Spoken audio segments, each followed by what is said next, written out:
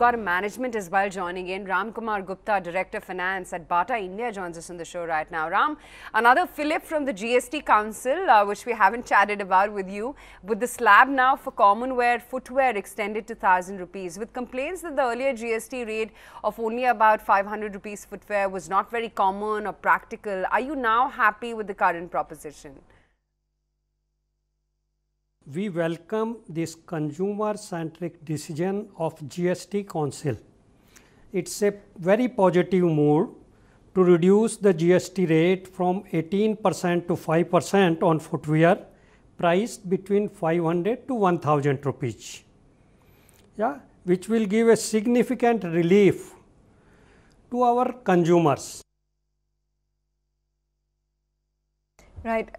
Mr. Gupta, Bata, with its legacy of being more of a value proposition, what is the percentage of footwear in the bracket under 1,000?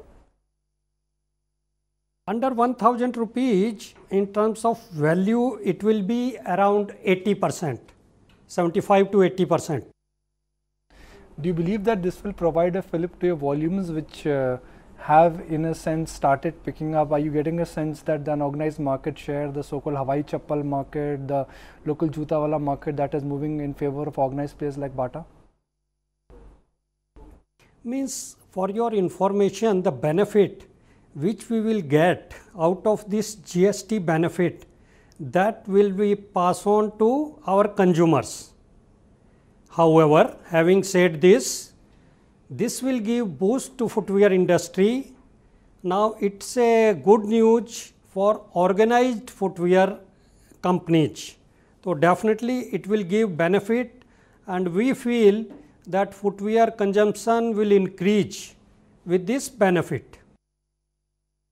Right. So, what percentage contribution of sales came from the premium youth and women footwear segment, seeing that these are your key focus areas, and what was the growth witnessed in these new focus areas as well?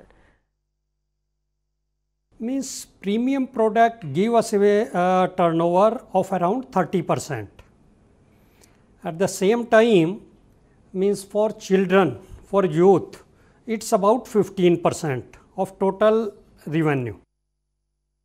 You know, gross margins have expanded owing to fall in raw material costs. What is the expectation going forward? Are prices still at lower levels? Are these margins sustainable? Yes, of course. We are taking lot of initiatives to increase our gross margin. Means, one, for raw material price negotiation, we are making long-term contract with our suppliers. Due to bulk quantity of raw material, we get price benefit also. In addition to that, we specify raw material, means we standardize and we fix our suppliers, where number of suppliers are less, but since we are buying more quantity, we get this benefit from them, which give boost to our gross margin. In addition to that, in our own manufacturing, we are controlling our cost, overall cost, due to various product engineering, which also give boost to our gross margin.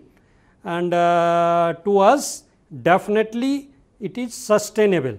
Our efforts are to increase it further. Now, given the new launches and the increased ad spends and the premium nature, when can we expect volume growth, sales and margin range for FY19? Means, you see, as a company policy, we don't give any forward-looking statement. However, having said this, we are working towards this, and we are very hopeful that all these initiatives will give us very positive result.